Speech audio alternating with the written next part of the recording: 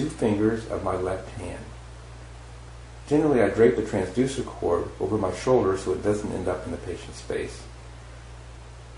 With the patient looking down, make micro movements. In this example, the nerve is centered on the screen, the probe line faces the nose, and remember, structures adjacent to the line appear on the top of the screen. Nasal structures are at the top of the screen, and the optic nerve centered in the center of the screen appears as a sonolucent or blackened area, and the temporal retina appears on the bottom of the screen. Transverse scans cover 6 clock hours, and they can be 3 to 9 o'clock, 6 to 12 o'clock, or 12 to 6 o'clock. With this P20 exam, retinal and choroidal structures can be identified individually, a subtle distinction usually not discernible with other digital ultrasounds. With the patient still looking down, I'm switching from a transverse scan to a longitudinal scan along a single meridian by shifting the probe 90 degrees. Note the probe line is at the superior limbus pointing toward the cornea with the sound waves directed at 6 o'clock. Have the patient look in the direction that you, the echographer, want to examine with the probe line on the other side of the eye. Again, with a longitudinal scan, the optic nerve is always at the bottom of the screen and the aura toward the top. We can readily visualize retinal and choroidal layers with the P20 demonstrating its sensitivity. As you're examining, keep in mind that increasing or decreasing gain or sensitivity depends on the pathology you're investigating.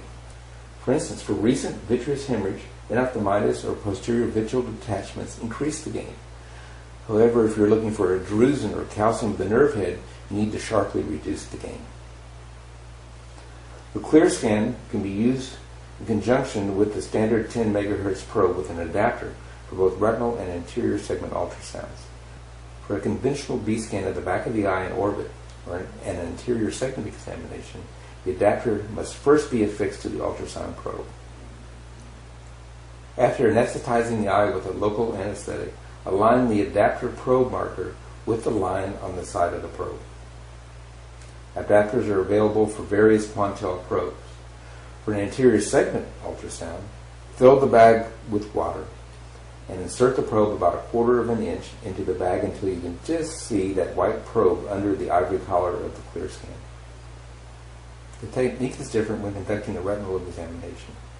Instead of filling the bag with water, add drops of viscous solution, such as goniosol or gentile, to the inside of the bag and push the probe all the way down to the bottom of the bag so that the probe tip is covered by gel. In other words, the gel acts as an interface between the probe and the inner bag surface. Also place gel, such as gentile, on the outer surface of the bag, and you're ready to begin your ultrasound examination. ESI Incorporated of Plymouth, Minnesota, manufacturer of the ClearScan, makes adapters for a wide variety of probes, including the 10 MHz transducer being used in this segment. With the bag filled and maintaining its conical bullet shape, after adjusting the collar up and down the adapter body and expelling air if necessary, we're going to scan the interior segment.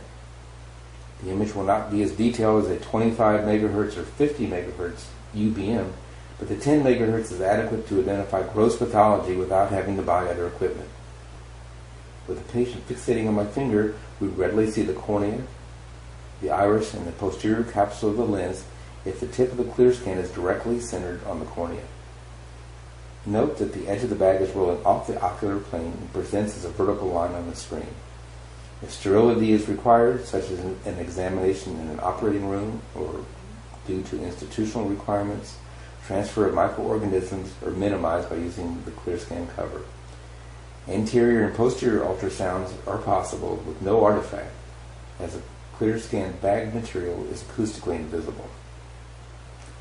An alternative method to performing a UBM examination will be to insert a special watertight window into the front of the 50 MHz probe.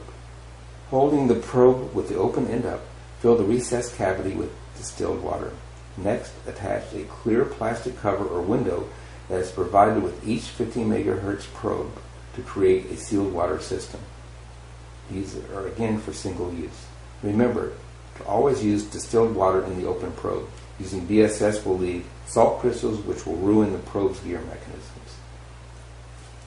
Before starting the UBM examination, put a drop of proparacaine or appropriate anesthetic on the eye. It's important to add a generous amount of viscous coupling gel to the probe tip so it does not make contact with the cornea, producing abrasions. Good results can be obtained with genteel gel for severe dry eyes as a coupling medium. Goniosol, while less expensive than genteel, often leaves the patient with red, irritated eyes. After applying a generous amount of genteel or other coupling medium directly to the eye, carefully place the probe over the ocular structure of interest and look at the screen until the image is optimized. An echogram can be obtained on the side of the eye back from the anterior chamber 7 millimeters posterior.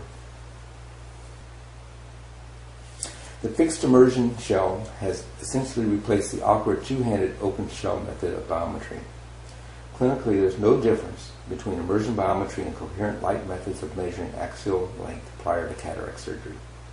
Fixed immersion biometry makes it easier to get on axis and obtain scans as an internal shelf positions the probe at the exact distance from the cornea as recommended by the manufacturer. Quantel provides a Prager shell, the only FDA-approved device, with each biometer. VSS will be infused through sterile tubing to create a water bath between the cornea and the probe tip. The tubing for single use is to prevent transfer of microorganisms from patient to patient. This particular tubing has a check valve, so there is no reflex of VSS back into the bottle. This is a cost-saving feature because a small bottle of VSS can be adequate for 3 to 5 patients.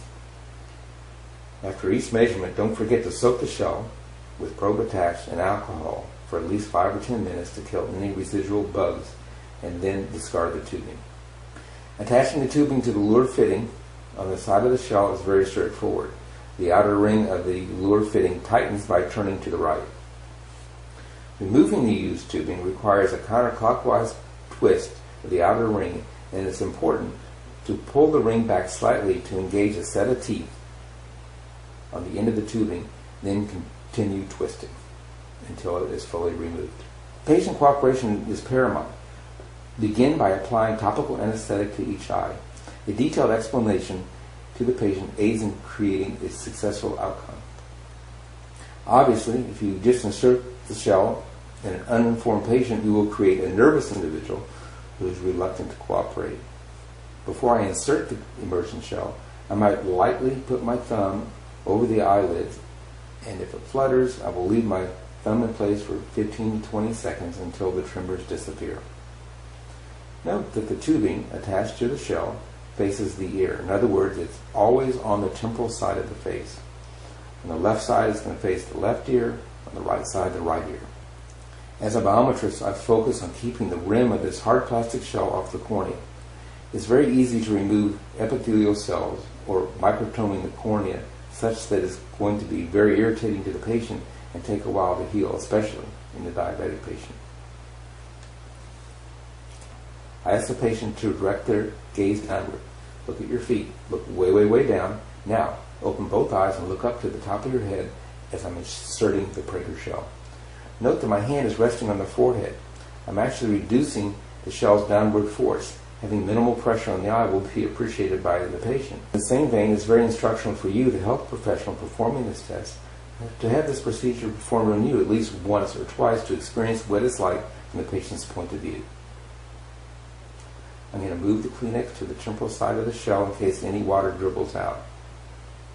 I'm filling the shell slowly to cover the bottom of the probe by squeezing the VSS bottle. Have the patient look straight forward and to press the foot switch. It just takes a few seconds to acquire 10 readings. That's the advantage of the fixed immersion shell technique. To remove the shell from the patient's eye, have the patient look up, look way, way up to the top of their head, gently pull down the lower lid and rotate the shell out away from the eye. Mop up any residual water, and this concludes the examination. Always measure both eyes as they should be within 0.3 millimeters of one another. A 1 millimeter mistake results in a 3 diopter error. Inspect the acquired waveforms, make sure they are equal height, not stair-step, and that you see spikes behind the retina.